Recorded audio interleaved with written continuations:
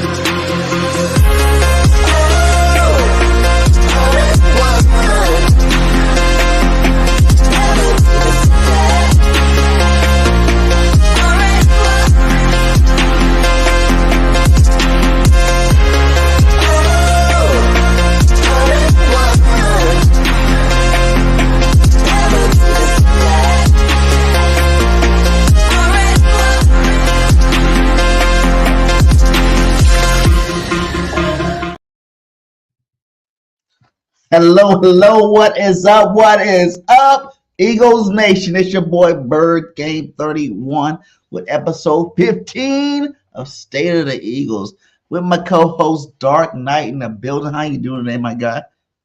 Hey, what's up, gang? How's it going out there? Everybody should be happy with the way football season is going, right? I mean, it's 5-0. Come on now. I'm all right. I'm doing great. I'm feeling good, 5-0, baby. Winning all kinds of ways. It don't matter as long as we win. We win. That's it. We got them W's, baby. We got them W's, man.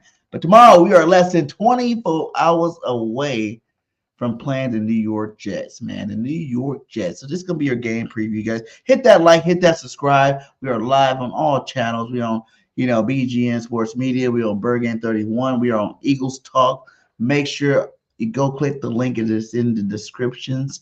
That'd be much appreciated. Support your Eagles Nation, baby. Your Eagles Nations. But the Eagles, 12-0 versus the Jets. 12-0. We have never lost to the Jets. Ever in the history of time have the Eagles lost to the Jets. We are 12-0 versus these guys.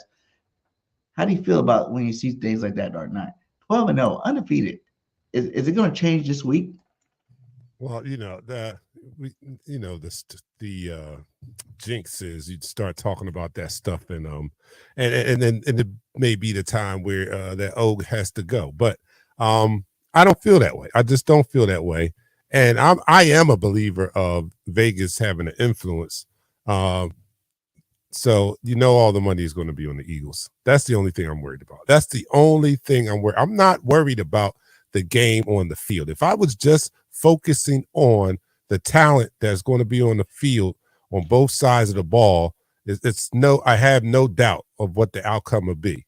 But when you think, if you are a gambler and you start factoring in those type of numbers, that's the only thing that gives me pause. But I'm not going to talk about that. So we're not going to talk about the line and the 12. And I don't even want to talk about that. I just want to talk about what we know to be real and true. And that's the talent of this Philadelphia Eagles football team and the talent that they'll be facing on the other side of the ball on Sunday, because that's all they're going to be judged on, right? So I'm confident in that. When I do that, I'm confident that the Eagles will come out and take care of business on Sunday.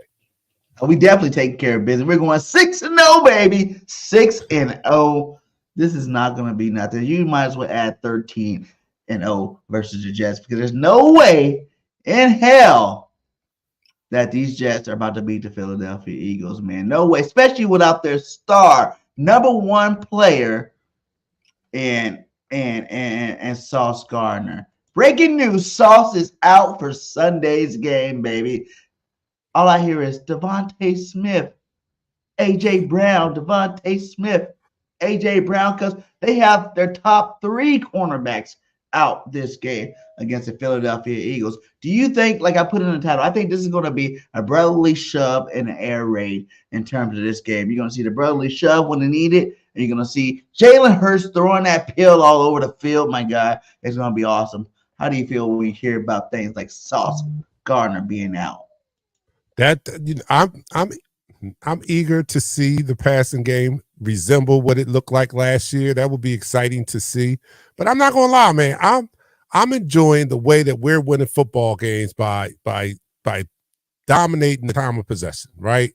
I'm loving that. I'm loving playing keep away with the opposing team. I love that. Playing keep away. What do I mean? What do you mean, Dark Knight? Last week, the Rams had the ball only 4 times in the second half.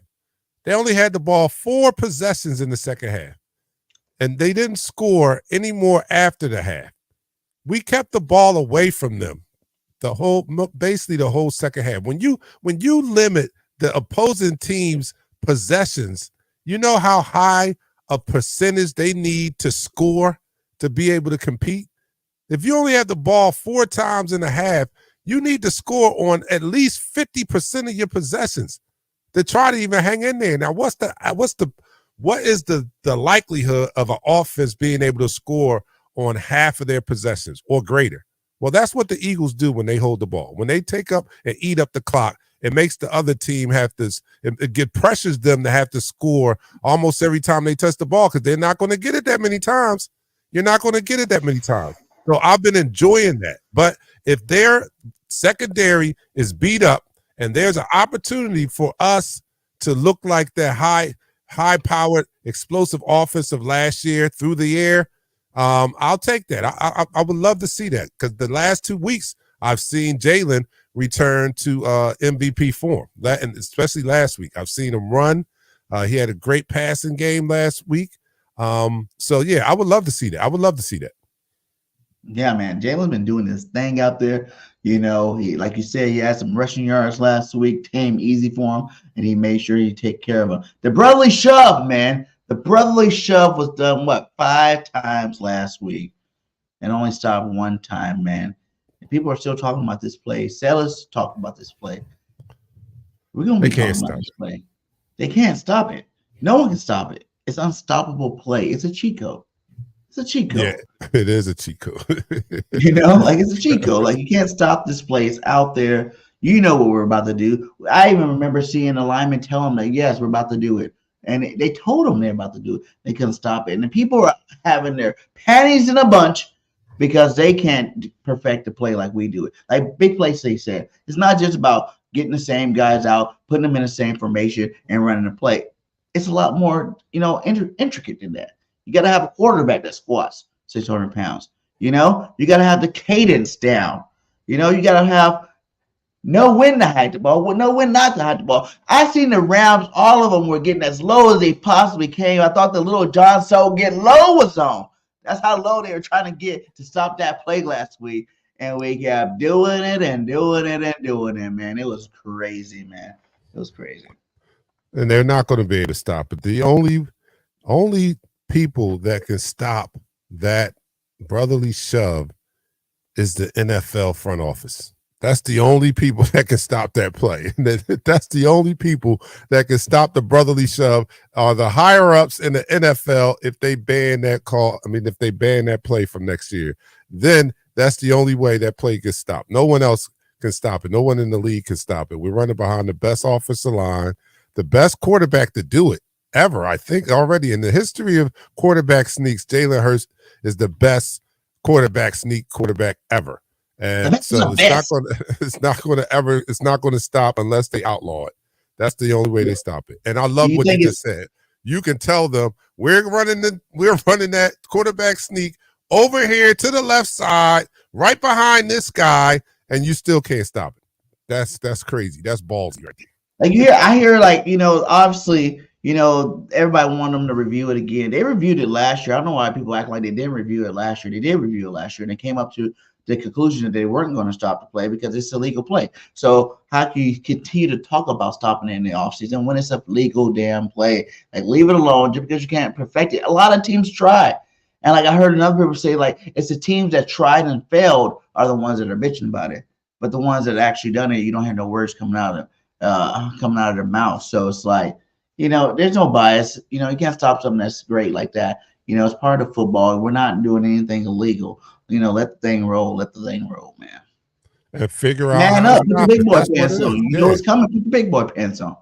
That's what the game is about. Look, we were dominating in RPO the way we were running it last year, right? And this year, what they do, the defense coordinators have come out and adjusted to that, made us have to change our game up, so to speak, and we've done that. But that's what the game is about. You do something, and then you try to figure it out, and you try to stop it. I mean, you don't outlaw it just because it's a team does it well. That's soft. I mean, that's not even.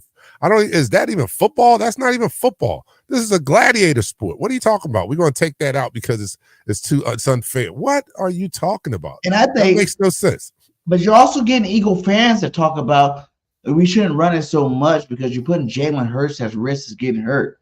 You know what I'm saying? The more times you do it, the more chances you have to get hurt. People are starting to look at his numbers of carries, even last game. Like, oh, he had 15 carries. I'm like, well, 5 of them was a brotherly shove. So that's not really carries for this man. Those are just normal, quarterback sneaks. It's not really too big of a deal. For 1 yard. I'm not worried about it. For me, I think we continue to do it as many times as we can throughout a football game. You know how demoralizing it is to know where a team's about to do something to you and you talk all that shit about stopping it and you can't? Remember Aaron Donald last week? Oh, we're going to stop that. You're not doing that up to me. You're not running over me for the bird stuff. You're not doing that. Bam, what happened? We did it 4 times on your head. Like, come on now. That's a demoralizing play. And I think as long as we have it with all the hype that surrounds that play, you just got to keep doing it and keep doing it because you're demoralizing. Like, it doesn't matter what part of the game it is. Once you do it, it's like, oh, man, we tried our hardest to stop it and they got it again, man. Like, it shows a little defeat, because like you said, it's a man's sport. It's a man's play. Lace it up and do it. Like, people worry about the people behind Jalen Hurts. Like, I heard another person say, like, it's not even about the people that are behind him pushing, because by the time he hikes the ball, he's already got the yard with just him in the center, him, Kels, and Landon. It's already over. Those guys are just giving those extra yards on there. So it's crazy, man. It's crazy. Yeah, it is crazy. And the game that we just played was, to me, because I took a week off from going to the Super Bowl. Last time we were on the air, we were going to the Super Bowl. I was like, book it. I don't need to come on the air no more because it's still booked, baby. And then we had to watch the game. And then I was like, all right, we're going to play the games first. But then we played the Rams, and we were back to looking like a dominant team. Now I know everybody wants the consensus among the analysts and everyone are picking the 49ers. And I must admit, their wins look sexier than their wins look a lot like what our wins look like last year. They're doing what we did last year. We done that. Yeah. We've been there. We've done that. We're playing. We're winning games like we're grown men now. Now, we were kids last year when we were doing that. Now we're grown ass men and we're winning games any way we can. And it's just a matter of opposing our will on the opposing team, man. We're just whatever needs to be done. That's what we do to win the game, and we don't care how pretty it looks or whatever. We just get the job done, and I think that is going to make us battle tested going into the playoffs. Because those are when the real wars start, right? So you got to be battle tested because every game is not going to be a walk in the park. And you got to be able to, like we saw in the Super Bowl, right? Had we had this type of experience last year, that Super Bowl would have been a different outcome. We don't need to win through the air, bomb attack, and all that. Time of possession. Had we used the time of possession offense that we have now on Kansas City, it would have been a wrap. Game over. Yeah. We kept the ball this week like 40 minutes. We had the ball 40 minutes. That's 10 minutes a quarter. That's 2/3 of the quarter. That means they average having the ball 5 minutes a quarter. What can you do in 5 minutes a quarter? That's dominating. That's dominating football, and that's what this team is playing now. Even not have played our best game, we're still dominating. Not yet. Not yet. We haven't played it yet, you know. There are some areas of concern. And that being said, like, let's talk about that earlier. Like, we talked about how they said the Eagles, you know, the Eagles have are 5-0 again. And last year we started out 5-0. First time in a while that the Eagles has been back-to-back 5-0, you know, seasons.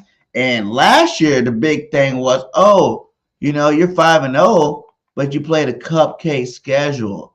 You know what I'm saying? You're 5-0. You played a cupcake schedule. That's the reason why you're 5-0. Mickey Mouse schedule, even, they said. You know? But what are they saying now that we have the #1 ranked strength of schedule out of any team in the NFL, and we are still 5-0? Yes, we are.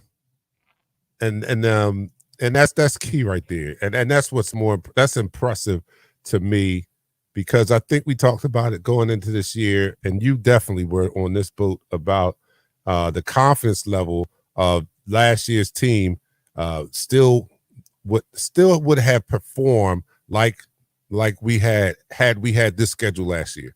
And we're proving it now, right? We were at the beginning of the season, we was like, that's bullshit. If we had this schedule last year, we would still be undefeated. And it's coming, and we're still undefeated. And I don't have any fear of the upcoming teams we got to play. I know we still got to play Miami. I don't fear Miami. I know we still got to play Buffalo. I don't fear Buffalo. We got to play Kansas City. I don't fear these guys. I don't fear these guys the way that we're playing, the defense being as dominant as they are. I mean, not only do we have a rookie defensive rookie of the year candidate, but that same candidate could easily be a candidate for defensive player of the year, and he just so happens to be a rookie. Jalen Carter is playing out of his mind. He's a grown man. He's coming into this league, man. He's a young boy with a grown man mentality. He's playing like a grown man, and his stats, he's the #1 rated interior tackle, defensive tackle in the league, over the likes of Aaron Donald and Wilkerson and all the others. He is a rookie, and he's dominating. 3.5 sacks, 4 tackles for loss, 2 forced fumbles. What are you talking about? In 5 games. 5 games. Oh, I love my other brother from another mother, Jordan Davis, baby, leading this defense line to the #1 run-stopping defense in the league. Remember last year before he got hurt, we were top 5. And now you see him as a consistent starter. We are #1, and he has 1.5 sacks, and he's putting pressure on quarterbacks. And did you see the hit he laid out last week where the guy was like, oh, shit. Like, he came across and splattered that dude like concrete, man. It was crazy to see. I love seeing that about, you know, our defensive line is definitely one you don't want to mess with. It's one you don't want to mess with. You know, our defense is tenacious out there. You know, it's very tenacious. I like seeing what I see out there with the defensive line, man. This defensive line is definitely making their money. Definitely making their money, and they were part of the total domination that took place, right? Was not just the defense or the offense. It was definitely a totality of everybody being involved, right? The defense were dominating. Don't get me wrong. They gave up the 14 points in the first half, but after that second touchdown, they only gave up 99 yards from that point in the first half to the end of the game. After Nakua, I think it's his name, caught that touchdown in the second quarter, they only allowed 99 more yards. No scores in the second half. That's totally shut them down. And that was impressive. That was very impressive. 99 yards after that second touchdown. And the Rams were a scoring offense. They were a scoring team. I watched their games before they played the Eagles, and they put points up on the board, and we totally stifled them and shut them down in the second half of that game, man. And that was impressive. dominating, and then the offense combined with the offense holding the ball and only giving them, 4 possessions in the second half. It was impressive, man. It was very impressive. And this team that we're going to face tomorrow doesn't have that offensive firepower like we just faced against the Rams. So I just don't see how we lose that game. We should do the same thing with a number 1 run defense. Their best attribute, the Jets, is running. I mean, don't get me wrong. Zach Wilson does have flashes, but I don't think he's consistent enough to be counted on. So, Breece Hall is football game. That's what he's consistent at. Yeah, Breece Hall makes that offense move, and we're going to shut him down. He's not going to do all that tomorrow. Like Fletch said, we're going to give him 11 kisses. Yeah, 11 kisses. Yeah, you know what I'm saying? And like, hey, you're right, Twist. Jalen Hurts 22-1 as a starter. It don't matter who you're playing. That record speaks volumes. And we ain't had a quarterback like this ever. You know what I'm saying? Jalen Hurts out there doing things. The main thing's the main thing, and the main thing's winning football games with him. Mm-hmm. He's not caring about the 5,000, 4,000 yard passing. He's not caring about the 1,000-yard rushing. He's not caring about no individual stats. That man just focused on win. Win, baby, just win. That's all he wants to do, and he's doing it at a very high level over the last 2 years, 22-1. That's crazy, man. That's crazy. Because I think before he got hurt last year, what was he before he got hurt? He was 14-1 because I think last year he missed 2 games, right? So he's 14-1 because we had to bye, and then this year he's undefeated. So yeah, that's where you get to 22 games in a row out of the last 2 years, just winning, man. No matter how it looks, it wins. It definitely works, man. This guy is a winner, and it doesn't matter when you look at a quarterback like that. It doesn't matter of the numbers because you want to win. I mean, who's going to care in the history if he wins us 3 Super Bowls but he never throws for 5,000 yards? Who's going to remember that? Nobody's not even going to be worried about that. If he wins us a few Super Bowls, we saw it with Troy Aikman. Troy Aikman he didn't light up the statistical column. He played what they asked him to do. He was a winner, won 3 Super Bowls, in the Hall of Fame, and he's not have numbers nowhere near the greats that are in the Hall of Fame quarterback. So, I'd rather have a winner as a quarterback, somebody that can get the job done, a tremendous leader, which he is, that Mamba mentality. Give me that all day. Makes the precise throws when needed, can run the football, triple threat, like we said, run, pass, and intellect. I'll take that any day of the week over the Patty Holmes stats. Yes, sir, man. And don't forget our head coach is 26-6 in 3 years. He's the highest winning percentage. He has the highest winning percentage of any coach that's coached the Eagles. That's Reed. Since his 2-5 start. All right, yeah. Since that 2-5 start, was that when he turned over? He's 26-6 when he turned over play calling duties. But it's still his offense. That's still great though. Whoa, yo! As soon as he put down the play calling, he's 26-6. No, he's a leader of men. That's all that you meant. That's all that matters. You have some head coaches that have to. Yeah, happy birthday. You have some head coaches that double as coordinators if they're like Andy Reid, calls plays, and some defensive minded head coaches are the de facto defensive coordinator on their teams. But then you have your few head coaches that are like the CEO, right? They don't need to call the offensive plays or defensive plays. They kind of CEO of the team, and they make sure they manage everything the right way. Mike Tomlin is one of those type of quarterbacks, right? I mean, head coaches. And Sirianni. He didn't win Super Bowl, so he stopped calling the plays. Right. And he went to 5 playoffs with us, and he didn't win no Super Bowl with us. But as soon as he gave up the play calling, he won the Super Bowls. Yeah. So CEO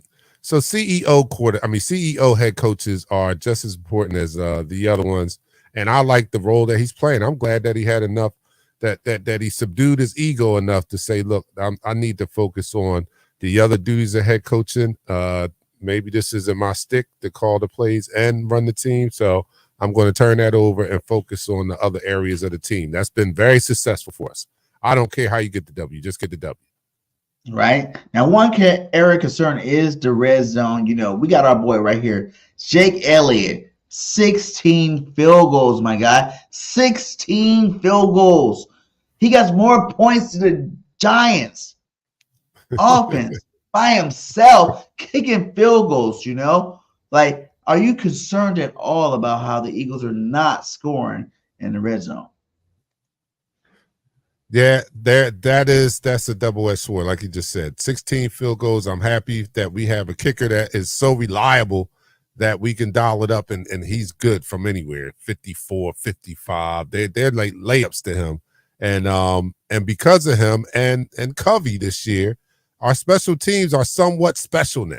They're ranked in the top part of the league now. They're in the top 5 of special team units. So I have to give it up to them.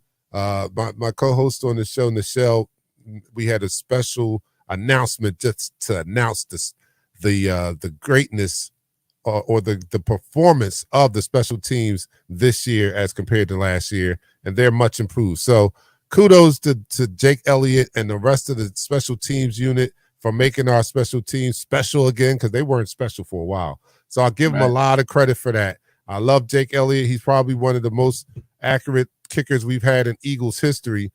But the other side of that sword is 16 field goals means that we're not punching it into the end zone as much as we did last year. He was nowhere near the league leader last year because we were scoring when we got inside the red zone last year. We were punching it in, and that part is not have. Those are some of the bumps in the road that we're experiencing right now. Those are the things that are keeping us from having that perfect game, is our stalling out in the red zone. And I am a little concerned about that because this past week, it seemed like the plays inside the red zone were kind of vanilla. Like I was like, yo, what? This is not. There's nothing. I mean, it's not. It was unimaginative. The plays they were running, I was like, yo, what are you doing? Like, what's going on? I think he needs to be more creative and do something different. Obviously, something different than what he's been doing these past few games, because it's not working inside the red zone. But do you think it's the whole point? There's two things. One, everybody kind of overexceeded the fact of thinking, okay, this dude Brian Johnson has been with Jalen Hurts since he was a kid. You know, watched him do college. You know, he's been on the team in the last 2 years, and he gets to see him, you know, up close and personal. That now that he took over as OC, we're going to see the best version of Jalen Hurts in this offense, as opposed to, you know, Shane Steichen last year, what he did with this offense. You know, he was really lighting up the scoreboard, really doing big things. And we wanted to see that, you know, take that next step with a Brian Johnson thing, because they were so close that we're not really seeing that yet. Or is it just the fact that, you know, that was 2 years, second year ever, Jalen Hurts being in the same system, and now it's a new system, and we're kind of seeing him grow into the system again. Oh, wait. This is not a new system. Don't even start that. Now, I like Jalen. New offense coordinator. Don't start giving me no excuses. This is the same damn system that we ran the last 3. Who's the head coach? Who's Sirianni, right? Whose system is this? Sirianni. Did Sirianni go anywhere? Hell no. Sirianni is still there. This is the same system. This is the 3rd year that he's going to have the same system. Does it matter who's calling the plays? Definitely. I'll give you that. It does matter who's calling the plays, but this is the same system. The play caller, like I identified before this year started, is very key to how an offense is run, because you can have the same system and it could look a lot different depending on who's calling those plays. We've seen 3 different people call plays under this same system, and we've seen various degrees of success depending on who was calling them. Nick Sirianni started out. Him calling the system didn't look so pretty. Steichen took over. Him calling those stats and running that system looked really good. Brian Johnson took over. Him running the system, I'm not going to say it don't look like Nick Sirianni. It's still not bad. But yeah, it's not bad. And again, I think that he's going up against the fact that we had such a successful year last year that some of the things that were successful for us, the opposing defensive coordinators have caught up to, so to speak. So he's had that. He has had the added pressure or the added responsibility of having to pivot away from what we did so well last year and figure out how to deal with the way the defenses are facing our offense now. So I understand that part. He's just feeling his way out. Do it anyway because we can. Shouldn't it be that same way? And they also say the red zone could be a reason why we're not doing so well in the red zone is because we keep getting Kenny Gainwell in the red zone. Swift have better red zone numbers right now this year than Kenny Gainwell. We keep throwing Kenny in there, in the red zone. Maybe that's another reason why we're not doing so good. Yeah, I agree with that. I saw that stat too. Yeah, that's a big part of it. I thought that argument was over. I thought after we gave Swifty the ball, that game when Gainwell was out, I thought that settled that argument of who our number one running back was. And your number one running back should get the most touches in the red zone, right? That's what I think. Your number one, your most explosive weapon in the backfield should be the one getting the ball in the red zone. I don't know, but he's feeling his way out. He's feeling it all out. I got a feeling that this week against a better defense too. Don't get it twisted. Just have a better defense than what we faced in the Rams. And I think that we're going to have more success without the corner. Yeah, I think we're going to have more success in the red zone tomorrow than we've had the previous few weeks. That's one of my takes. I hope so, man. I hope so. We got all the playmakers too. Dallas Goedert had a huge game last week. You know what I'm saying? We finally woke that sleeping giant up. Where he's out there. What did he have last year? He was last week. He was 9 catches, 117 in the tub. Yeah. Let's see a little bit more of that. But I heard one guy that was kind of a little peed off was that Devontae Smith. His numbers kind of went down last week. How do you feel about people making such a big deal of who's the lead guy every week to week? This guy's the lead guy. This guy's not getting his carries. This guy's not getting his touches. This guy's not getting his stuff. Do you feel like – I feel like you're starting to hear a lot of rumblings this year just because the media is kind of like pushing it on the players. Kind of hearing a lot of like rumbling and a little nagging a little bit like, I need to get more. And I don't want to see the Eagles turn to that team where they actually force feed anybody because there are so many weapons. Last year, these guys weren't doing the bitching. You know what I'm saying? They weren't doing the bitching last year. They were just enjoying the wins. Like, why can't we stay in that mode, moving forward? Because I think that could honestly be a downfall for our team as a whole if these guys don't get their emotions in check. I totally agree with that, man. And that's another thing that I don't envy Brian Johnson or Nick Sirianni for, is having that dilemma of having to have so many great players and feel, how do you get them involved? Because they're ballers. I mean, they're every great player, especially wide receivers, they're divas, right? Every great player wants to look good amongst their peers. I know they want to win too, but a part of them wants to show that they're that guy, that they're him, right? Who doesn't play a sport and play their position to be the best at it, right? And they work their way into a position to be considered the best or one of the best at their positions, and then not have the opportunity to show that is frustrating. Even being a good guy and saying, well, at least we're winning. It's the competitiveness of them are saying like, yo, I want a little bit of that. I want to shine. I know we're winning and all, but I want to shine, not to mention the business aspect of the whole thing. Like, that their performing is directly tied to their getting their bag. You know what I'm saying? So, everybody wants their bag, right? So, I know it's a dilemma, and you're right. If it festers and if they take the wrong mentality towards it, it can really mess up a locker room, right? I just hope that these guys have enough maturity to handle it well.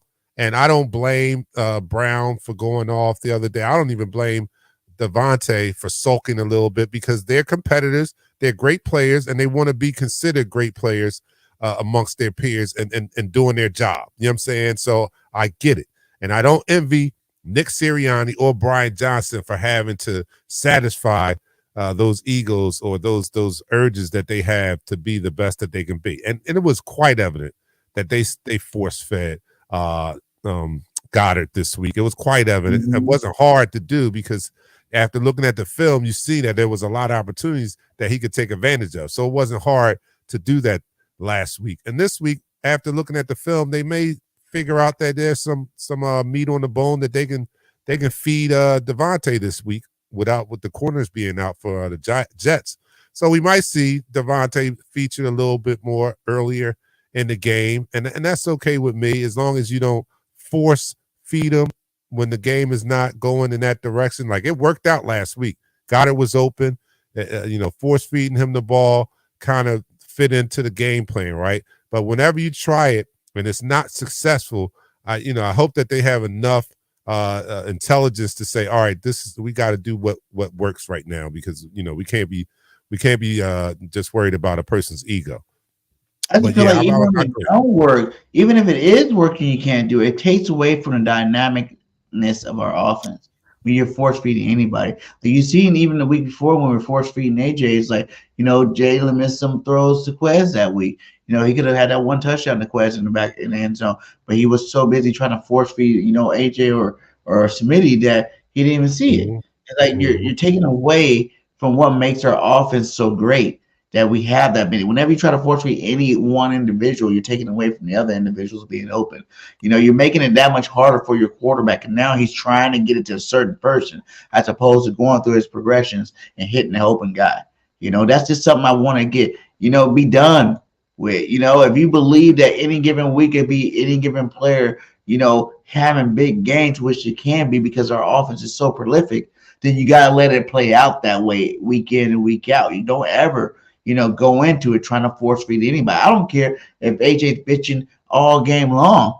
If we're running plays to Swift, running the football really good, we're getting Goddard involved, we're getting Smitty involved, and he doesn't get his turn this game, so be it. But you're cuddling these guys when they're grown men, get paid a lot of money to play football. I understand they got competitive in their spirit, but this is a team sport, and only teams win Super Bowls. There have been a lot of great teams, throughout the years that had great players on teams that didn't win no Super Bowl because they weren't a whole cohesive unit. That's what makes us us. That's what makes us get the W's the way we do, because we believe each other, we have each other's back, and we go out there and play together. So it's like this whole thing, the whole narrative of, like you said, I don't envy the fact that you are watching Johnson and Sirianni and Jalen Hurts go out there week by week trying to coddle these players that are bitching about not getting the ball. Like, you got to stop that, and we're winning, so it's not costing us anything now. But when we're in those tight games against the really good teams, like come playoff time, you can't be predictable, though, because if a team can just know, okay, this week, Devontae's bitching. That means this next week coming up, they're going to try to force feed him the ball. You know what I'm saying? You're showing your hand before you even play the game. And I think that's one thing that we need to not do, is ever show our hands before we play any football game out there. Yeah, I agree. I totally agree. But do I think that they've done that? I think so. I think they were. I think after, it's obvious. We hadn't seen Goddard, and then all of a sudden we see Goddard. Now, like I said, it's easy to say that it was a part of the game plan because it worked. But the week when Brown had that shouting match on the side, the next week, who got the ball? Brown. So as much as I agree with you, it's happening, right? And I don't agree that it should happen. We're just that. I guess that just speaks to how dominant we are, that we can come out and be predictable like that and still succeed. But you're right. Once we get to the tougher opponents and the games are, if there's more at stake or whatever, no, we cannot be predictable like that, where a opposing team can look at the press clippings and know what our offense is going to look like. Because that's basically, if anybody had any sense, they could look at our press clippings like, oh, Devontae had a problem last week. Yo, watch Devontae this week. You know what I'm saying? We can't be that predictable, So I totally agree with you. And this is a team sport, right? The chemistry is what made this team so successful last year, right? We had grown men on there being led by one of the more mature young quarterbacks in the league, unselfish, mature beyond his years, kind of set the tone for the locker room. And I hope that he still has that effect on this team, because they're going to need that type of leadership to say, look, man, stop all this bitching and moaning. Let's go out here and get the job done. It doesn't matter who shine. If you shine, I shine. That's how it's supposed to be, right? If you shine, we all shine. You know what I'm saying? If you shine and we get a W, we all shine. So, and I might be wrong about this. And I might be wrong about this, but I think that's the reason why Jalen has so many picks this year so far. It's trying to force feed instead of playing his natural game. You're putting too much pressure on our quarterback that I feel doesn't need any extra anything from the outside. Just give him the play, let him run his plays. He's going to find the open guy. He's going to do whatever the best case scenario is for that play. But once you start trying to, you're in his ear about getting to this guy. Now you start seeing him do little things that are uncharacteristic. Like Jalen don't really turn over the ball like that. But, it's not concerning really yet. But it's just the fact that it is so early in the season. And don't get me wrong, like all these quarterbacks are throwing picks. All these quarterbacks have got worse, turnover ratio than Jalen Hurts right now. I'm just saying in general, like, it's starting to increase more because I feel like he's being more predictable. And I don't think they need to force feed anybody. All right, let's get that super chat. Get that chat up there. Eric Stewart with the $2 super check. He says, I think we should win the game 35-10 easily. Hey, I like that. Agree. I like that. I think it definitely should be an easier game. I would agree with that. But like you said, I heard someone say earlier, like, this could be a trap game. Yeah. It could be a trap game. Right here. He said, this could be a trap game, and it got me nervous re-resting Slay for Miami. Yeah, big play Slay's not playing this game. Who else is not playing for our team this year? I wish I would have uploaded the Jalen Carter is not playing. Jalen Carter is not playing. He is not playing. So our number one defensive player this year, because it's easily him, our best defensive player this year will be out on Sunday. But even with that, I still think we have enough to win this game. But it does have trap written all over. If there was a definition of trap game, this game would be in the dictionary. It would be a picture of this game in the dictionary this week if they were describing trap games. We face Miami the week after this. I hope the team is not looking forward or looking ahead of the Jets, because they do have a nice defense, even though their top cornerbacks are out this week.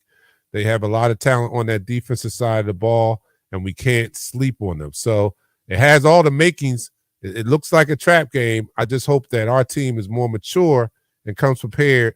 And like I hear in the videos that I see, all we want to do is go 1-0 this week. We're not thinking about Miami.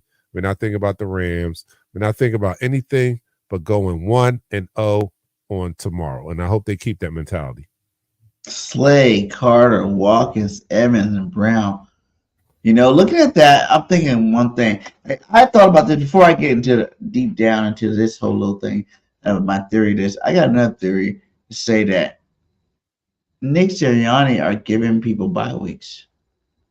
You know what I'm saying? Like extra time off. That good? Think about this though, right? Last week, who was out? Fletch, right? Fletch was out with a back injury, right? But what if you're on Twitter, and shout out to Twitter, all of the clips of Fletcher Cox last week, he was at the game. He was jumping around with all the Phillies players winning. You know what I'm saying? Like out there celebrating, partying with the Phillies players for winning the ALC or whatever the hell. You know what I'm saying? Like, you think it's just Sirianni's guys resting players when he can? You know what I'm saying? A method to it where it's like, oh, yeah, we throw out a back injury here. We're going, okay, now that Fletch coming back, okay, Carter, you can sit the game out. You know what I'm saying? Get an extra little bit of rest for the back stretch. How do you feel about that? That's what I see. That's what I've been looking at. Like, it's weird.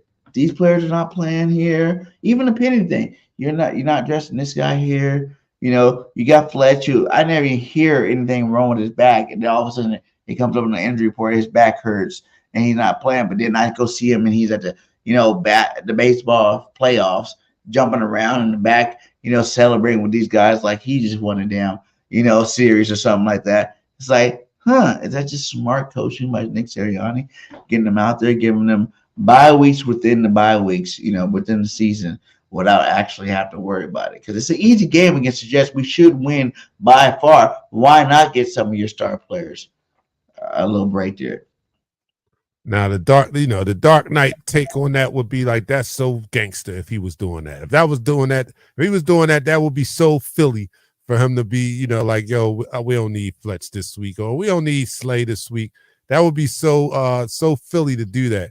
But the objective, serious analyst in me says that I know that he cannot be thinking like that, because these wins are hard to come by. Even though we look pretty good, it's not easy to win in the NFL. So I don't think you can purposely do that. This is not the You don't think it's happening at all? I don't think so. I think these guys really can't go. And I actually think that he's being cautious in resting these guys. Like, because what's the injury that Jalen Carter has is an ankle, right? He probably, if this was a playoff game, Jalen Carter would play, right?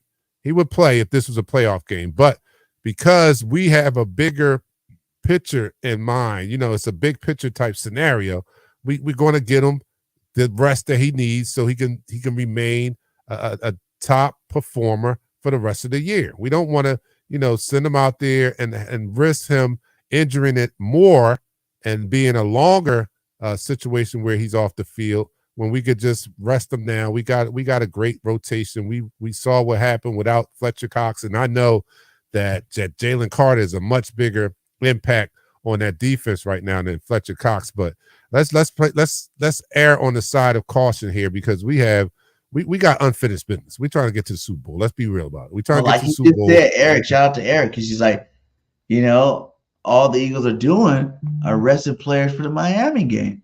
They know the Miami game is going to be a huge game for us. It's going to be one of them litmus test games. Like, we're not checking nothing off beating the Jets. That ain't giving us no favor. Right. They ain't giving us no worse beating the Jets. They're the Jets. They don't got their star quarterback. Zach Williams, suspect is bad. 3 cornerbacks out. Like, to us to beat the Jets ain't nothing. But to us to beat Miami Dolphins, and that'll be saying something. What I'm saying? That's like one of the elite teams in the league. And I feel like he says, I think we're just resting players, man, early in the season. Get them extra little days of rest that they don't need. To be honest, like, even if you just want to talk about the Fletcher Cox day, he was jumping around perfectly fine. He didn't look like there was nothing on his body hurt.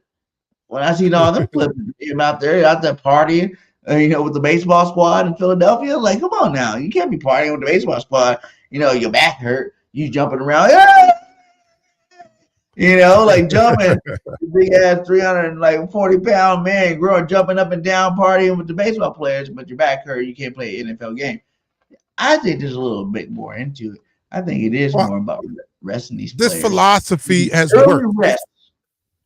This philosophy has worked. We had one of our most healthiest seasons as the Eagles team in probably about 10 years last year. Right, doing exactly what they're doing now. So why would they change that? We had the fewest injuries. Games lost because of injuries last year. So, and this was the philosophy that they used. So why would they change that? We want to continue that type of streak going on this year. So if you want to define it as resting or whatever that philosophy looks like to you in your mind on defining it, let it be what it is. But it's what gotten us to be a healthy team at the end of the year last year. We had all of our big name players were available for the Super Bowl. We were relatively healthy going into that Super Bowl last year. So this is the philosophy that we use, and he's using it again, and it works. So I don't know what to say, but if we can beat Miami next week, it's all worth it. It's all worth it to me. And big picture is we want to be healthy going into the playoffs, and securing home field throughout the playoffs, and hopefully bringing home that Super Bowl trophy this year. And before we get to the defense again, we got my guy Quez Watkins on IR, man. Quez Watkins, are you as bad as everybody else is at Quez for that screenplay? Yes, hell yeah. But listen, The week before, he was wide open in the end zone. We didn't throw him the football. Like, come on now. You can't be picking and choosing plays where he did good and didn't do good. It's like, no, dude. Look, if I Quez. got a chance to throw Like it Nick to Sirianni Quez, said, or I got a chance to throw it to AJ, I'm throwing it to AJ. Now, if I got a chance to throw it to Quez or AJ, I'm throwing it to AJ. And the reason why is because of what we saw this week. I don't know. Quez, do you I think don't know Oz where is his that head much is. better than Quez? Because I feel like Nick says, you can't coach speed. And the way he opens it up for AJ, Goddard, and Smitty, Speed like a lot of can't. people don't see the fact that Quez running off the coverage is helping these guys get open underneath and make these big plays. It's like he does bring value to the offense, whether we see him making catches or not. Like he is still bringing, value to this offense because of his speed that you cannot teach. It's like Nah. I looked the at the kids both. don't run that fast, my guy. And just because he I scored looked a at both. touchdown, don't make him I didn't see any type of. I didn't see him affect the offense from this week that he played to the previous week against the Commanders. I didn't see a big difference. I didn't. I'm sorry. I know you can't teach speed, and I was one that advocated for what you're saying, the things that he does by drawing attention to himself with his speed, opening things up. But after looking at this game last week and looking at the game, the one previous play game, he messed up. I'm not talking about that. I'm talking about his effect. His effect, because that's what you're talking about. You're talking about his effect on the game is not always in him catching the ball. It's dependent upon how he draws attention away and opens up the other knees. You just said that. So I'm not judging him on just that play. I'm just looking at his effect on the field last week versus his effect when he wasn't playing the week before. And I didn't see a whole lot of difference. I saw the same plays open, that same people open, the same underneath routes were open when he wasn't on the field. And now when you put him on the field and it's no big difference, the only difference is the matter of who the person is on the field. I'd rather have the person on the field that's going to give me more production than just that effect, like catching the ball or making good decisions once you have the ball in your hands. So in that sense, I want to see OZ more than I want to see Quez. You can't teach speed. I get that.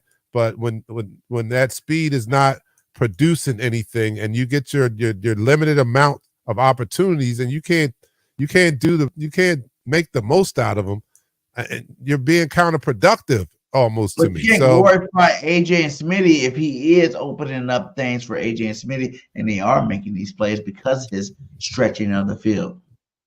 man, those guys was open. I mean, those guys open when he wasn't playing. Those guys, AJ was open when he wasn't playing. Goddard was open the week before. Goddard was open. That's why he got the ball so much this week, because they went back and looked at the film. Was like, yo, you missed Goddard right here. We got Goddard right here. We had Goddard right here. And that's why they went to Goddard this week. It wasn't necessarily because he was whining or anything like that. They looked at the game film of that Commanders game and saw a couple opportunities where Jalen just didn't he was so focused on the other options that he just didn't see Goddard. So they made him pay attention that Goddard is out there. And that was done, and Watkins wasn't on the field. He wasn't on the field. So, I just me, and I put the battle with Watkins away once he made the team. But this week, after seeing him make those boneheaded decisions, I'm back to like, yo, what are we really doing here? What is going on? I just want to play the best person for the job, just to play the best talent for the job. I don't know if Quez makes that play that OZ made when Jalen was scrambling and cut across the middle. He did make it, and Jalen didn't throw him the football, remember? Yeah, wide open doing jumping jacks. Hey, I'm open. Throw me the ball. And he was like, oh, damn, that's Quez. I don't know. Quez, I don't know. I'd rather throw it to a double team AJ than throw it to wide open Quez. That's messed up. When your quarterback is like, I take my chance with him. I don't know about Quez. I don't know about Quez. The best 11 on the field. You see Marcel. He said best 11. He said, I've been rocking with Quez and Barnett, but I'm done standing on my hill. Yeah. I mean, it's only so long you can do that, man. I'm just rocking with both of them. Everybody's looking for Quez to be Nelson Aguilar, right? Because we were down on Nelson In that 2016 season, he was playing like Quez, right? And then that 2017, I hung in there with him. 2017 Quez, and they don't realize that, like Nick Sirianni said, is when he was in 2017 Quez, he didn't have AJ and Smitty in front of him like that. You know, right. Smitty was a rookie that year, and AJ wasn't on the team, so that's why he got the opportunities. Not that he didn't drop no passes that year. It's just the fact that he was number 2 receiver on the team. So I'm gonna tell you what really happened. He got 10, 15 balls thrown his way a game, so it didn't matter about the drops anymore. Now that he's only down to only getting 3 opportunities a game, and he drops 1, everybody's kind of crucifying him and putting him on the cross because of it. No, it's not that. I think what it is it's basic football, right? Like you can take the league by storm, right? But after the league gets game film on you, that's when you find out who the stars are, who the real good players are. Once they get film on you, that's when you find out who the real stars are. Like they got film on AJ. AJ's still a beast. They got film on Devontae. Devontae's still a beast. They got film on Quez. Quez is not a beast. Because they got AJ and Devontae. We took the lead by storm. We didn't go get those guys. Who's to say that he wouldn't be still making big plays if we didn't get AJ and Devontae? That's why we went out and got. Yeah, Marcel said with him being the number 2, that's why we went and got AJ. That wasn't enough. He wasn't enough even then. That's why we went and got him. The Quez will be gone. That flower won't grow. Dang. That's a question. I love me some Quez. That's a Quez hairs. But the other news, let's go to the defensive side of football, where my guy, Nakobe Dean, is back active. Now, do you think this is a beneficial thing for the Eagles, or do you think this is a non-beneficial thing for the Eagles? Because everybody's screaming now. The news on the street is you got to keep Murrow in the game. Yeah, I agree with that too. Great games. Him and Cuddy have been doing so great. You don't want to go in and mess up the chemistry of our linebacker core by bringing a Dean back in. And I'm saying, screw that. If he's healthy, you play the guy because he's better than Murrow. We understand what's that saying. You don't lose your position to injury, right? Yeah. I don't know. I'm gonna ask you guys. I kind of believe it. I play sports myself, so to promote solidarity, I kind of agree with that. Let him come in, and see how he does. Don't lose your spot to injury. But you have to have a short leash too. Like we got good chemistry on the team, right? He only played 1 game as a starter. I know. I hear you. Mario. Oh, Mario's in the house. Yo. All right, it's 12 p.m. Oh, I was about to guess it, Mario. It's 12 p.m. Why, Mario, why is it different? Because when Tony is on here, he's like an hour off from you. Do you guys have hour differential in different times in Australia? He's in Australia. So like Tony always says, it's like an hour different from you. So is that? I think he's in Brisbane. Is he in Brisbane? Is that true? I always wonder why, because I always try to guess what time it is in Australia when I see either one of them pop up in the chat, Mario and Tony Barron. That's on Facebook. I know you guys are on. A lot of you guys are on YouTube, but my crowd from Facebook is on here. On the YouTube side, you know what I'm saying? We love you on both sides. Yeah, we do love y'all on both sides. So he said it is an hour difference over there. Okay, all right. So, yeah, I'd say, I say that's a tough call, man. I'm gonna have to trust the coaches on this. The linebackers are playing very good right now. I don't know if you really want to upset the chemistry. I know that you got to get this guy Dean on the field and get him some snaps and the such. So I'm just gonna have to trust them on this. What would I do? It's tough. I probably would stick with what's working right now. But you can't say that. I feel like If they were really that good, they would have started in the first place. Yeah, but like when I got the green dot, you know, he's like no. Look, green dot guy for a reason. He got hurt. But you can't lose your green dot position for getting hurt. That's just like all right. So what? So put Kenny Gainwell back in. Right, put Kenny Gainwell back in. Put Gainwell back in then. There was a reason why he was. It was a reason why that strategy you just said. It's the same situation. Is better. It's the same situation. You're saying that the person that came in, even though he played better than the person that went out, you put the person that went out back in that position because there's a reason why he earned that, right? When he got hurt. Yeah, you can't do that. We can't put Gainwell back in there because the coaches said that he came out of training camp the number one. We saw who was the better running back. That would be asinine to put Gainwell back in the number one position after seeing Swifty do that. But you're only seeing a game from Dean, and he played good in that game, so it's not like he didn't play good in the game. You seen him in the game and he got hurt. His only problem played good when he started. His only problem is health. No, that was you didn't hear the context, Jeremiah. I don't want Gainwell. I'm using his philosophy against him. He said put Dean back in because there was a reason why he was named starter in training camp, and just because Murrow is playing out of his mind right now, you should still put him back in. So I was saying, well, that's just you could say that about Gainwell. It was a reason why they named him the number one running back, but after we saw Swift, we don't want to see Gainwell anymore. Yeah, I mean, we don't want it's over. Like we can't follow that all the time. See him. We can't follow that all the time. But you know, I get it. I get it. To great. He's played good to great in 4 games. You see what Denk said? He's played good to great in 4 games.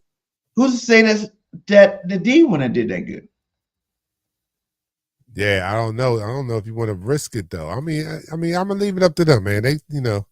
They're gonna do it. I'm on a wish for the best. Because it's my squad. But I just feel like we can't. Morrow is playing, man. And so look, I have no allegiance to the names on the jersey. I only have allegiance to this color right here. This color right here is the only thing I have allegiance to. Not even the number 2, but not the name. The name, I don't have allegiance to the name. I just have allegiance to the color, the team color. So whoever, I don't care if his name is the Bumblefuck. If his name is Bumblefuck and he can play out his mind and he was an undrafted free agent, let him play. I don't have any loyalty to the names. But so you're not saying you're mad. You're not gonna be mad if Dean starts this week and Murrow's on the bench. I will only be mad if Dean starts and he doesn't play like Morrow. If he starts and he doesn't play like Morrow, then I'm gonna be mad. But if he starts and he plays like Morrow, I don't care. Let him play. I don't care. Let him play. But my allegiance is to that jersey. Those names come and go. Those names come and go. There's only one person that I know, or maybe thousands of people that I know that's never going to be traded, and that's us fans. We're never going to be traded. Our names stay on the back of that jersey. Eric Stewart said, F Dean. I would stick with Morrow. Taking Morrow out of the star. He played good the one game he played. He might not want to give all that next time we need it because Dean will get hurt again. Ever? Yo, I can rock with that philosophy too, man. Like, yo. You too? If he the boy is rolling. Like, and that was a position that we had some question marks about, right? We didn't know how this. Last year he was redshirted. He wasn't hurt really. It was like he came off injury in college and but he mostly was redshirted. Like you even were one of the ones that told me that, like he played better because he didn't get to play that much because White and freaking Edwards were doing so great. That's what kept him off the field. And him being so good in the classroom and what kept them playing that much greater because they knew they couldn't mess up one time or Dean would be on the field. But now that he came into this year as the guy and he gets hurt early, it's like everybody's like, F him. I hear you. I hear you. Well, we're the best 11 on the field. That's why I didn't play last year. The best 11. That's what Marcel said. I get it. I get it. You know, we're going to find out tomorrow. He's going to either be on the field or he's not. And if he's on the field and he plays up to the if he plays up to the level that Morrow has been playing, then of course you lead him. Wait, Done with Dean, and he's lighting the ass to begin with and always hurt. Yeah, that's been the only concern with Dean is his size, and nothing's wrong with that. I mean, we've seen linebackers with that build be very, Hall of Famers, as a matter of fact. Sam Mills and the dude that just got admitted this year. I forget his name. Zach Thomas, right? So we've seen linebackers on the smallest side become Hall of Famers. So, but the only thing is they were durable.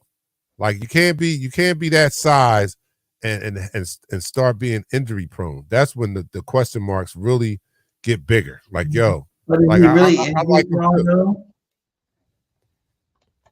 There's one injury since the starter. There's one injury. It's not really injury prone. I know. Well, we'll see. I put him back in there. Go ahead, put him back in there. He played every game in college, didn't he? He played every single game in college. This is a game you can put him in there, right? It's only the Jets, right? If we talk about resting and all that, if this is a game where we can rest Slay and all that, then we can put Dean in there and see what he does, right? This is not like it's Miami, right? I feel like everybody, if Dean does start, he needs to have 3 sacks like Merle did. Say, yeah, if you would have started, you think he would have had those stacks that Merle had last week? Yeah. Yeah. All right. Why not? And he said, look, Banks said there were injuries in college. He had injuries in college too. But didn't put him out in the game. He didn't miss games because of it. Yeah. We heard Jordan Davis talk about that. He didn't miss games because of it.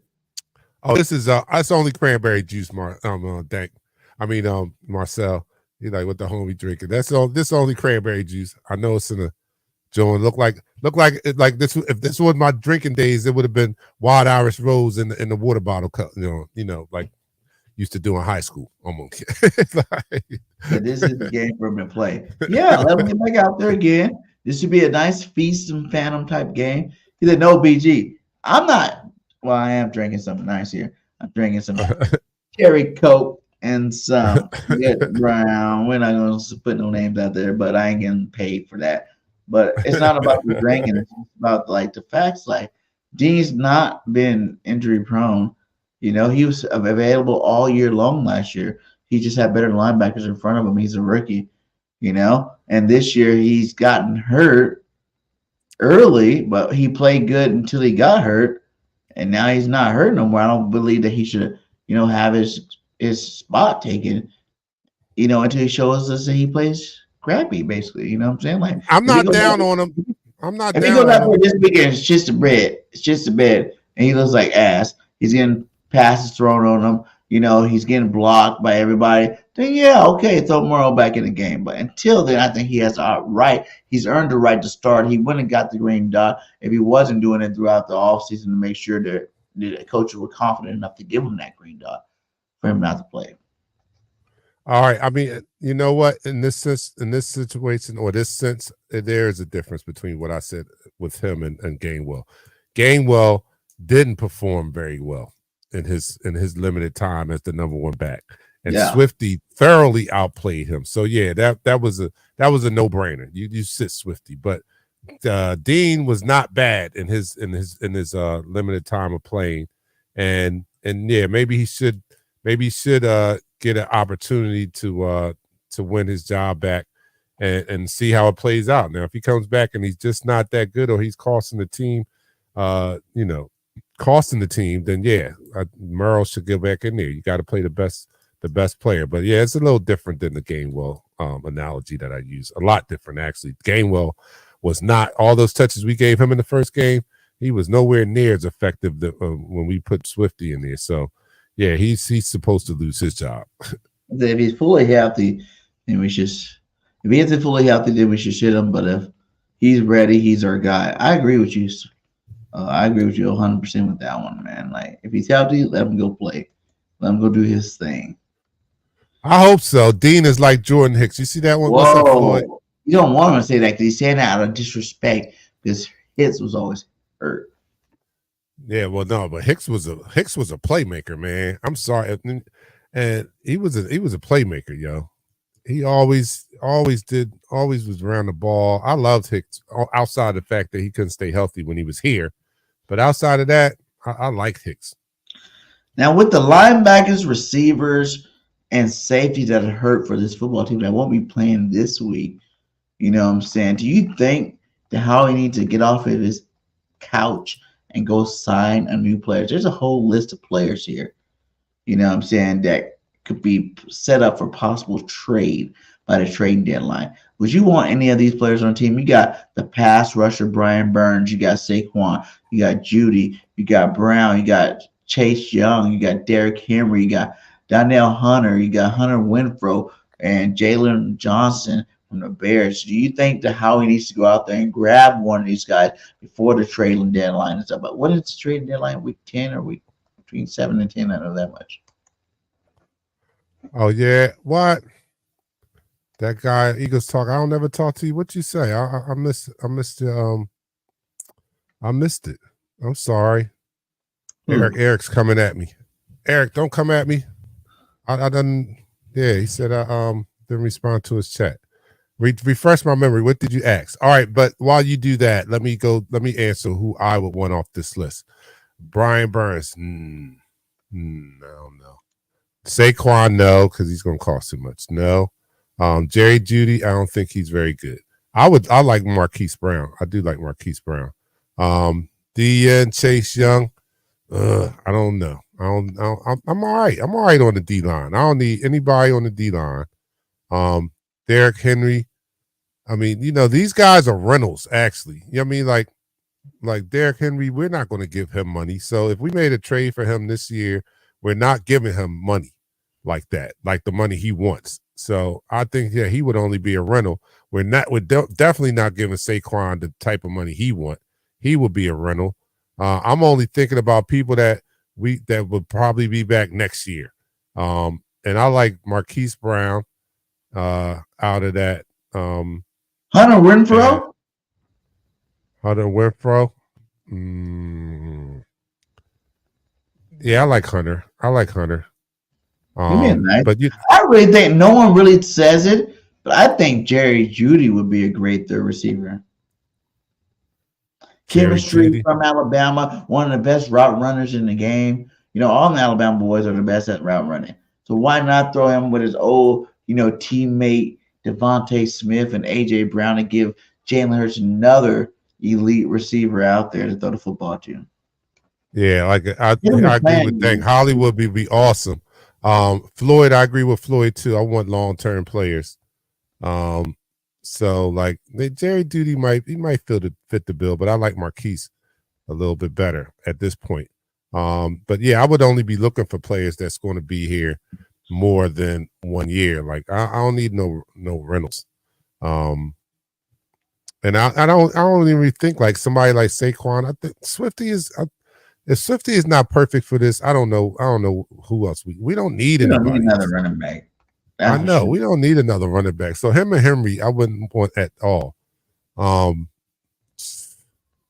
DNs, yeah. I don't know. Who you guys tell me, who would you want off of that list?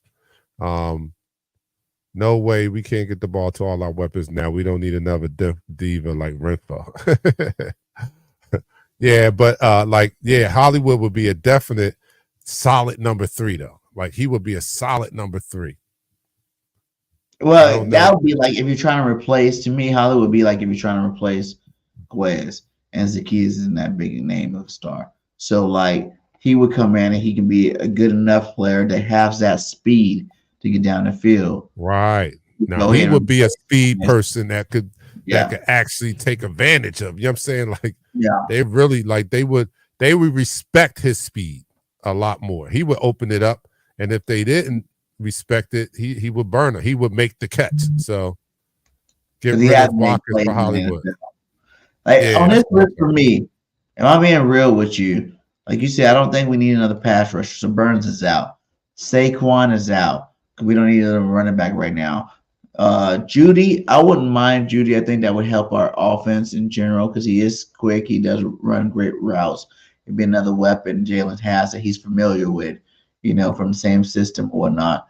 So I think he can come in and plug and play, and it'll take pressure off Judy because everybody want him to be this number one in Denver. And he's not able to do that.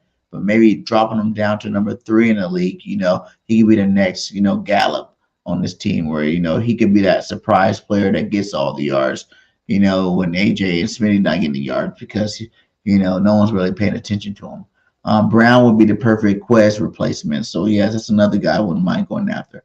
Chase Young is, like you said, I don't really think we need another DN, but I don't know. He's so young still. Why not bring him in there? You got, guys like, besides Fletcher Cox on the D-line, you got Brandon Graham that's going to be leaving soon. And then you got a bunch of other guys, behind, like Barnett, which you don't really care too much for. I can see him staying with the team over years and actually, forming up with Sweat, and the rest of these other young bucks on that defense line. He could actually be someone that's beneficial for our team. Derrick Henry, only if a running back got hurt. I know we don't need a running back, but he's Derrick Henry. He's a GOAT. He's the best right now out there. And I think that if maybe Gainwell got hurt, what I'm saying, not Swifty, but if Gainwell got hurt, I wouldn't mind seeing you pick up Derrick Henry for the rest of the season just to try to win a Super Bowl because I know he wants to win one, and him and Swift would be an absolutely amazing duel to go out there and do it. Daniel Hunter's another older guy that I don't really think we need on the defensive line there. Hunter Renfro's definitely a really good. He's mid-range. He's not that old. He's kind of young still, and he's definitely a possession receiver. So that's more of your Devontae Smith backup type guy. He's like your third down guy that you could bring on the squad. Maybe can make some noise there. And then Jalen Johnson as a DB. We definitely still need DBs. Like yeah, I would entertain him. I'm sorry, but go ahead. No, go ahead. Yeah, I think we definitely still need DBs. So like that could be a guy too that you might want to watch out for. Yeah, I entertain Jalen Johnson and Marquise Brown out of those people, and not to give up a lot. I don't want to give up a lot for him, and I don't think that they would cost a lot if we had to make a trade. They wouldn't garner a lot of return on a lot of draft capital to get them. Maybe even some personnel. Because we're all thinking draft picks. It might be a player involved or something like that. Yeah, Brown is it could be a swap for Quez. Get rid of, like you said right there, get rid of Watkins for Hollywood. That'd be a good trade. Facts. That'd be a good trade. I'll give them that and 2 peanut butter and jelly sandwiches. I'll give them Quez, 2 peanut butter and jelly sandwiches, and a tall glass of milk, and they can give us Hollywood. No, none of these players are worthy. That's what Floyd said. Oh, I hear you. I hear you, Eric. I'm not claiming that you are being a DH by any means. I just didn't know. I just don't recall seeing it, and it's my apologies. Can't believe what he said. Can't believe what? He said you never respond. I'm talking about. I believe they record out of the Facebook, and that's where you're focused more. He is to go to Facebook. He is to go to Facebook. I'm trying to focus on my YouTube people, man. I don't see you I don't even do you be on the show? Because it looks familiar, but I see you probably more here than I see you in our chat room. Because I get everybody. I know my loyal YouTube followers. And to be fair to Dark Knight, he's on the link as opposed to actually in the studio tonight. He is on the link tapped in, so he doesn't see all of the comments coming through right now. I see a lot of them though. I just can't. I don't have the power to put them up on the screen. But yeah, there's no charge it to my head, not my heart. There's no. I appreciate every viewer that tunes in, and anybody who does know and watch the show, follows the show, know that I love my followers. I love them. I include you guys in the conversation. You know, my show is one that definitely includes you guys in the conversation. And if you watch it enough, I introduce you guys as the fourth co-host of my show because you guys host the show with us. It's Eagles Talk by Eagles fans for Eagles fans. All of us are Eagles fans, you know. So charge it to my head, not my heart. Getting back to the Eagles and tomorrow's game against the Jets. What man. about Hardman though?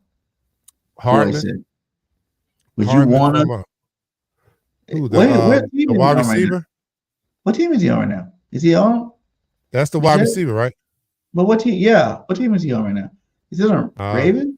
Jets? I forget what team he's on. He's not on the. He was in Kansas City though, right? I'm not gonna say. Yeah, I liked him from Kansas City. He could be in a return game, and he was a decent receiver. I wouldn't mind Hartman either. I do think that our receivers should get boosted.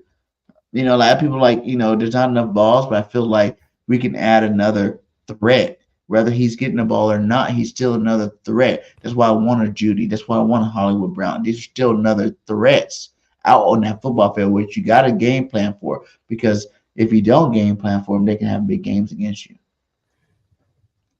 You like Hartman? I don't even know. Like I do agree with that. Like, dude, we barely got enough balls to give to the dudes we got. Like, you know what I mean? Like we just had a whole segment on, you know, how we don't have enough balls to get to everybody. Like, you know, I don't envy Brian Johnson and them trying to, you know, even fit these guys in there. Like I know that it's probably I need their focus just to be on the win the game. Like, forget all those egos, forget about, you know, I know it's hard, but block all that diva crying or whatever, block all that out. Just devise me a game plan that's going to win the game. I don't care if AJ has 12 targets or 3 targets. I don't care if Devontae has 5 targets or 7 targets. I don't care. I just want the W. And, you know, those guys last year seemed to be like that type of that had that mentality, right? I mean, that's what our quarterback, he embodies that, right? It's not about his ego. He just wants to win the game. And we need players to surround him that have that same mentality, that same maturity. I get it. They want to be the best at their position. They want to show everybody that they are the man. But we have bigger fish to fry. You know, you're going to get your respect when you have that Super Bowl ring on your finger. You're going to get respect. When you have a Super Bowl ring on your finger, you're going to get respect. So let's put all that stuff aside. I hope the coaches are thinking like us and saying like, yo, F all the crying. I know they got to deal with it because that's just a part of the business. But F all that crying, man. Just advise me the scheme that's going to get me W after W after W. Because, yeah, really, there ain't no star. There's a lot of these star players that have these elite numbers that don't win Super Bowls. You know? Yeah, and what do you want? I'm gonna ask you. I'll ask you, BG. What do you want? You want star? You want to remember? What do you want more? You want to be remembered for all those stats, or do you want a Super Bowl? You want Pro Bowls or you want a Super Bowl? What Super Bowl you want? Super Bowls. We got Pro Bowl players as a whole, and I'm just saying, like, without force feeding any of them, there's gonna be a handful of them that no matter what, gonna be a playoff. Like, might not be like, say we had the same team for the next 5 years, right? It might not be the same Pro Bowl players all 5 years, right? But you got Pro Bowl players that's going to be mentioned or in the Pro Bowl throughout the 5 years on your offense. You know, like, okay, maybe AJ went this year and Devontae will go next year, or Swift will go this year, you know, and Gainwell will go next year. Something like that, where it's like they're all good enough to make the Pro Bowl, but it's just like you pick your poison, let the game come to you the way it needs to come to you, and whoever is the star player for that year was the star player for that year. No. I'm saying put yourself in their position. You're a player on the Eagles. What do you want more? Do you want Pro Bowl appearances or do you want Super Bowl rings? What do you want? Super Bowl. And you guys out there answer the same thing in chat. And many of these damn things that I can put on my fingers. I want to be like Robert Ory even. Remember Robert Ory? Stabbing. He had the most championships out of anybody, but all he did was shoot threes, and he wasn't even starting on some of those teams. You know, he just came in a big place. That's what I'm talking about right there. I want Super championship. Bowls. I Put the want rings. respect on my name with championship rings. You know, because I'm the one of the guys I predicted. I said we got 5 years for Jalen Hurts. We gotta win 2 to 3 Super Bowls with the roster we have. If we don't, it's a failure. Yeah, I want the rings. I definitely. I agree with Payne. I agree with Jeremiah. Mario saying the same thing. Super Bowl. I want rings, man. I'm sorry. Like, and that was a perfect example right there. Robert Horry. I don't know if he's a Hall of Famer yet. I don't know if he's going to be a Hall of Famer. But what do you think that he wants more? He's going to respect the hell out of them 7 rings, and he's not a Hall of Famer. I want those rings. I want the rings. They did. Look at me now. Yep. He's not a Hall of Famer. Probably had, very few all-star games or whatever, but he got 7 championship rings. That's what I would want. I would want the rings. Yeah, Johnson will need his replacement coming up soon. Yeah, we do. Come on, our coordinator Johnson? Lane. Oh, Lane Johnson. Yeah. But that's what Steven is right now, right? That's why he wasn't a backup guard. Because they try to breed him into a tackle, man. They want him to be that tackle. And I said that when we drafted him. I know they used to throw him in there, let him be like, the starting guard against, Jurgensen. But I was like, well, he's a tackle, and he's really good at tackle, so why not? Why not have him, mentor Lane Johnson the next two years? Lane's probably not going to be on our team after 2 more years from now. I think he'll be gone. But we got a lot of players on the back end of their careers on the way out the door. You know what I'm saying? To the point where I think that Steen could be a nice right tackle, once Lane takes off there a little bit. Yeah, Tony Byrne. That's my other dude from Australia. We all finally remember those years with D-Jack Shady, but it comes with an if only or what should have been. The Cunningham era is the same, right? I want the rings, man. I don't want us to blow this golden opportunity for us to secure a Super Bowl championship in the next couple years. This roster last year was stupendous. We saw it. It was a great roster. Probably should have won the Super Bowl. This roster this year is just as equally talented to me. And so I just want to capitalize while we have this talent. Howie's done a hell of a job to reconstruct this roster back to a championship level, and we gotta cash in. The only way it means something is if we cash in. It's almost like investing in the stock market. The only time you realize a gain is after you sell it. Like, you know what I mean? Like, it can look good on paper, but until you sell it and actually get the money in your pocket, it's not a gain yet. It's not a profit. So we need to secure the Super Bowl while we have these talented players, this talented roster. Everything's going good. Like, front office is great. I think that the chemistry on this team is great also. So let's just bring it home. No egos here. Don't be trying to feed the egos either. Just do what needs to be done. Priorities. There have to be priorities. Priorities are winning the game first. And you guys just, if you keep crying, I'm sorry, you're not the guy for the Eagles. For real. I mean, like, those are some tough decisions you have to make. We can't have a disruption in the culture of this team, right? So if you ever get so big or so whiny that you're disrupting the locker room or the culture, we saw T.O. come in here and destroy the whole team with that type of attitude. So did he really though? Or did Donnie destroy the team? Well, whatever. You know what I'm saying? I think it was Donnie messed up that. I think it was T.O. the damn ball, and we would probably won a Super Bowl too. Donnie was being a little diva about it. He didn't like that T.O. was a bigger star than he was. I don't know. T.O. signed that messed up contract that him and his agent knew what it was. And even if the Eagles lied to him, you know what I mean? Like, nobody made you sign that contract, dude. The whole thing started over the contract. You remember that, right? He wanted more money. And he was mad at Donnie because Donnie didn't go. Super Bowl. That's what he was mad about. That he choked in the Super Bowl, and Donnie did choke that Super Bowl.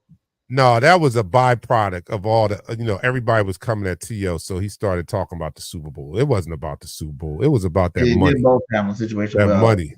They didn't handle it well at all. T.O. great player, but he ruined our team. He did, man. That infighting was crazy. It just messed up. So I say all that to say we can't ill afford to have another situation like that erupt on this team here. So I don't think that's going to be the case. But you start seeing people that's not happy about not getting the ball and stuff like that. It does make you wonder. Yeah, it does make you wonder. So we gotta stop with that for sure. We gotta get that out of there. Let's go 3 hot takes. Give me 3 hot takes for tomorrow game and get the Jets. All right. All right. I'm gonna use the same one. 8 sacks. That's hot. Oh. That's hot. That's hot. 8 sacks tomorrow. I looked at that's why I was late. BG. I was late because I was doing my homework for the show. So what I was doing was I was watching the Jets versus the Broncos last week.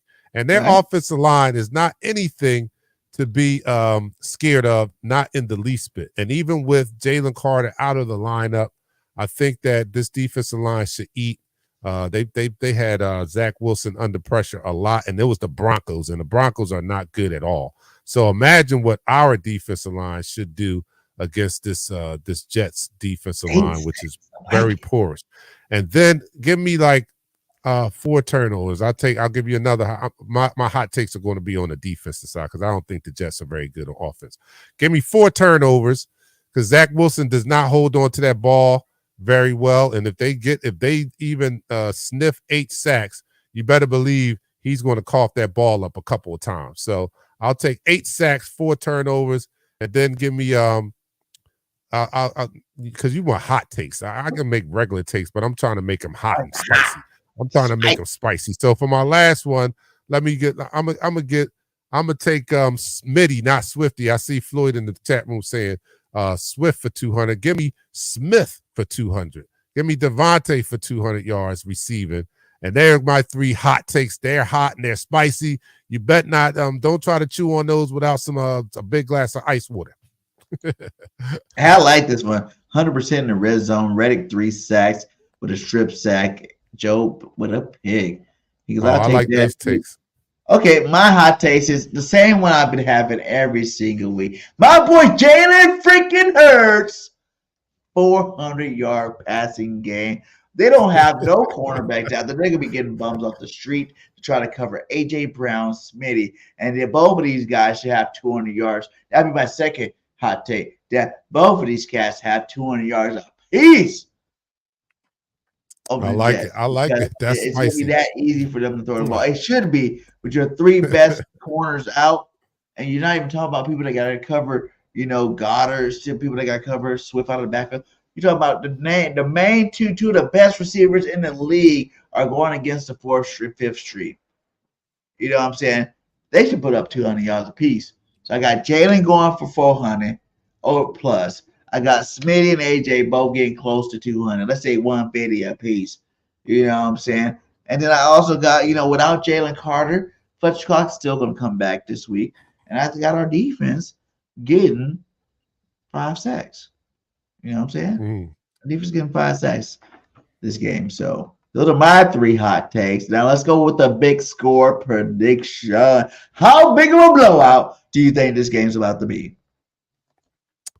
I'll take a 20-point. A 20-point. Run the score up in the first half, run it down, and throws in the second. Floyd 42-14. I see that. All right. Yeah, I'll go with 20. So you're just saying 20 points difference? 20 point. Yeah, 20 point. I don't have a score. I'm still asking you. I'm still trying to get one. Right. Us with more points than them. That's my score. Floyd says 42-14. Dank says 33-13. All right, I like that. Wiz says 33-17. Jeremiah says 34-10.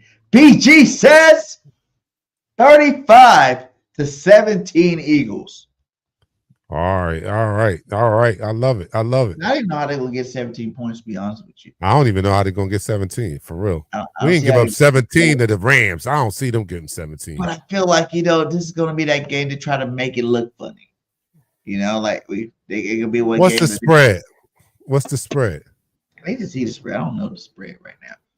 He's at 30-15. That's a nice game too. Yeah, we don't give up a lot. And we don't give up. Okay. You guys want me to do it again? Okay, let's go again. Let's go. 31-7 Eagles. All right, that's doable. That's 20 points. Yeah, I like that. 31-7 Eagles. That's my new one. That's my new point spread. But I hope all you guys are watching it live, because I will be. And, let's go ahead and give them our final words. Get out of here. Shout out to all you guys. We're still 26 deep, and we are at 1 hour and 35 minutes, man. Much love to all you guys for hanging in there with us. Let's go with our final words, and let's get out of here. Dark night. The Eagles will go 6-0 for sure. Yeah, I do believe the Eagles will go 6-0. The only thing that scares me is Vegas, and I'm not going to focus on them. 12-0 against the Jets. That's my only concern. Outside of that, with me focusing on the talent that's on the field, it shouldn't even be close. This should be an easy win. We should be 6-0. And 6-0. Be a close game. It's real. No, I don't. Oh yeah, I don't know. I don't know what that's about. They tripping. All right, so I'm your man, Dark Knight. You can catch me tomorrow on the pregame show on Eagles Talk. Tune in. If you're not subscribed, you need to go to our page on YouTube. Subscribe to the channel. All my followers is on Facebook. I know you guys know where to find me. And we started something new this week too. I'm doing play-by-play while the game is going on, so we can watch the game together. You can tune in and hear me call the game in only the manner that Dark Knight talks. So I'm gonna be cursing at the damn TV when they do some dumb ass shit. So come watch the game with me on YouTube. Just go to Eagles Talk and follow, and we'll see you tomorrow. Yes, sir. And go ahead and all you guys hit that like on the road to 10K. Let's get my subscribers up. I don't know what YouTube did. They done copyrighted me on like four different videos from last year that just came up, and they took away 20 subscribers. I don't know what they're doing over there. Make sure if you are subscribed, double check the subscription. Make sure you get that notification bell hit, and let's get BG to 10K, because that's what I'm trying to go for by the end of the season. So hit that like, hit that subscribe, follow me on all social media platforms, and like I always say at the end of my videos, fly Eagles, fly. Go get your HOWIE ROSEMAN King of the Captures from the Print Champs, the one that brought you the Hurt Season hats. And we'll see you next week. Fly Eagles fly, we out. Peace. How is everybody doing today? Welcome to another show of State of the Eagles with your boy BG31 and the Dark Knight in the